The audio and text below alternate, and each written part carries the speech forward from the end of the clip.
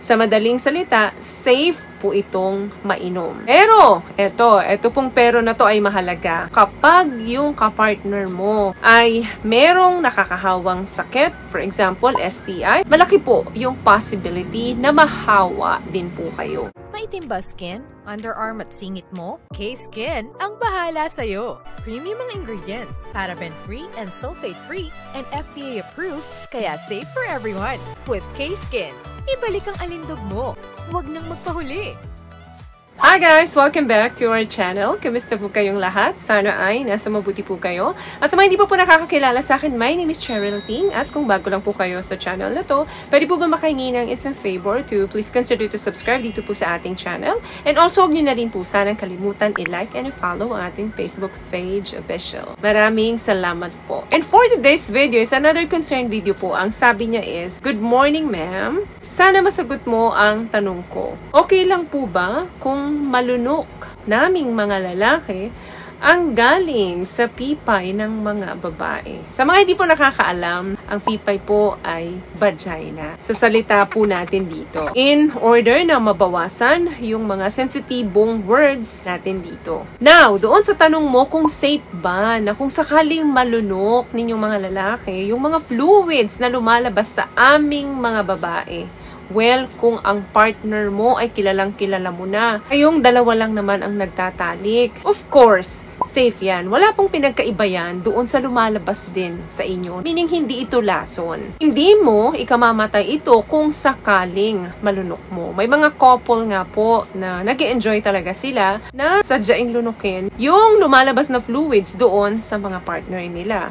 At hanggang ngayon naman po ay buhay pa sila. Pero wag pong kalimutan na meron pong risk ito. Okay, ano po ba muna yung lumalabas na wetness doon sa vagina ng babae? Most fluids na lumalabas po dyan, primarily ay water. Along with some salts like phosphate and sodium chloride. Organic compounds such as lipid and amino acids. Antibodies that help the body reduce the risk of infections. And old cells from the lining of the vagina, uterus, and cervix. So wala po akong nabanggit na pwedeng makalason or makasama sa kalusugan ninyo.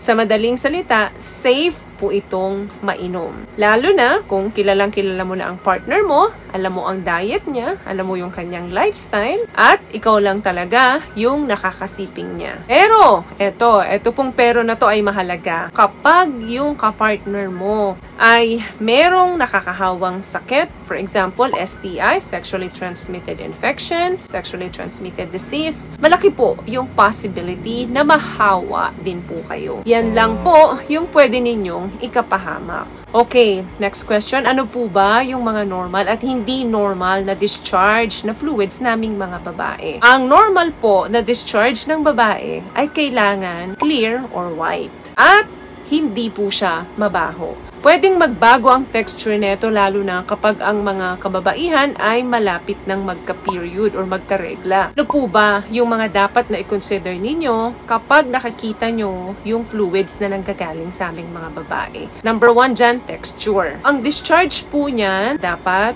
ang texture ay from watery to sticky. Parang tubig lang, minsan naman medyo malapot-lapot siya. Pag ginanong-ganon mo, parang dumidikit siya dun sa mga daliri mo. Yung body hormones po namin ang dahilan kung bakit from watery to sticky ito, nagbabago. Pero kung may infection po ang babae, pwede rin pong magbago yung discharge namin. Pwedeng chunky, foamy. Chunky yung para siyang may mga buo-buo na. Kasabay nito ang pangangati at pagpalit ng kulay. Possible po yan na may infection ang babae. Number 2 na kailangan i-consider ay ang color. Ano po ito? Kapag ang discharge ng babae, para masabing healthy ito, kinakailangan ito ay clear, milky white, or off-white. Kapag dark yellow naman, brown or green or gray ang discharge ng babae, possible po na indication ito ng infection or iba pang issue